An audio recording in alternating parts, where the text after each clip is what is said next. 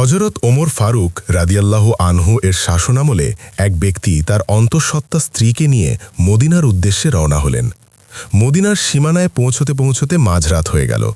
লোকটির কাছে কোনো উপায় না থাকায় তিনি মদিনার উপকণ্ঠেই একটি তাঁবু খাটিয়ে নিলেন এবং সকাল হওয়ার অপেক্ষা করতে লাগলেন। হঠাৎ তার স্ত্রীর প্রসব বেদনা শুরু হল এবং তিনি যন্ত্রণায় কাতরাতে লাগলেন। সেদিন রাতে আমিরুল মোমিনিন হজরত ওমর ফারুক রাদিয়াল্লাহু আনহু তার অভ্যাস অনুযায়ী এক গোলামকে নিয়ে পাহারায় বেরিয়েছিলেন। হঠাৎ দূরে মরুভূমির বুকে আগুন জ্বলতে দেখে তিনি সেদিকে এগিয়ে গেলেন। সেখানে গিয়ে দেখলেন এক ব্যক্তি তাঁবুর বাইরে বিমর্ষ হয়ে বসে আছে এবং ভেতর থেকে একজন নারীর কান্নার আওয়াজ আসছে। ওমর রাদিয়াল্লাহু আনহু তাকে পরিচয় জিজ্ঞেস করলে লোকটি প্রথমে তাকে চিনতে না পেরে কিছুটা রুক্ষ আচরণ করল। ওমর রাদিয়াল্লাহু আনহু বিনয়ের সাথে জিজ্ঞেস করলেন, ভেতর থেকে কেউ যন্ত্রণায় চিৎকার করছে কেন? লোকটি বলল, আমি অনেক দূর থেকে আমিরুল মোমিনিনের সাথে দেখা করতে মদিনায় এসেছি।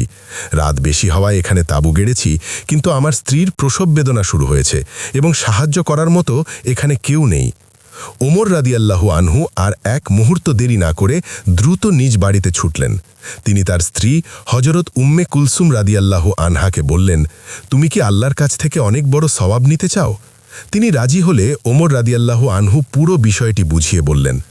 ওমর রাদিয়াল্লাহু আনহু এর স্ত্রী ঘি এবং রান্নার সামগ্রী নিলেন, আর ওমর রাদিয়াল্লাহু আনহু নিজে কাঠের বোঝা নিজের কাঁধে তুলে নিলেন। ভাবুন একবার, যিনি ২২ লক্ষ বর্গমাইলের একচ্ছত্র অধিপতি, যার ভয়ে রোম ও পারস্যের সম্রাটরা থরথর করে কাঁপত, তিনি গভীর রাতে এক অচেনা গরিব মানুষের জন্য নিজের কাঁধে কাঠের বোঝা বহন করছেন।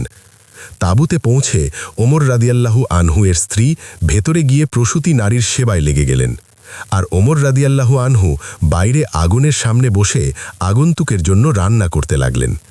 ওই ব্যক্তি ওমরকে চিনতে পারেনি। সে তাকে সাধারণ কোনো পাহারাদার বা খাদেম ভেবে হুকুম দিচ্ছিল। সে কখনো পানি চাইছিল, কখনো রান্নার খোঁজ নিচ্ছিল। ওমর রাদিয়াল্লাহু আনহু কোনো কথা না বলে নীরবে সব হুকুম পালন করছিলেন। কিছুক্ষণ পর ভেতর থেকে ওমর রাদিয়াল্লাহু আনহু এর স্ত্রী ডেকে বললেন, হে আমিরুল মোমিনিন, আপনার সঙ্গীকে সুসংবাদ দিন যে আল্লাহ তাকে একটি পুত্র সন্তান দান করেছেন। আমিরুল মোমিনিন শব্দটি শুনেই সেই ব্যক্তির পায়ের নিচের মাটি যেন সরে গেল। সে থরথর করে কাঁপতে কাঁপতে বলতে লাগল, আপনি কি ওমর ফারুক? আপনি কি সেই আমিরুল মোমিনিন যার ভয়ে কায়সর ও কিসরা কাঁপে?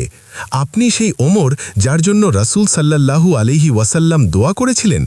আর আপনি নিজে ধোঁয়ার মাঝে বসে আমার জন্য রান্না করছেন?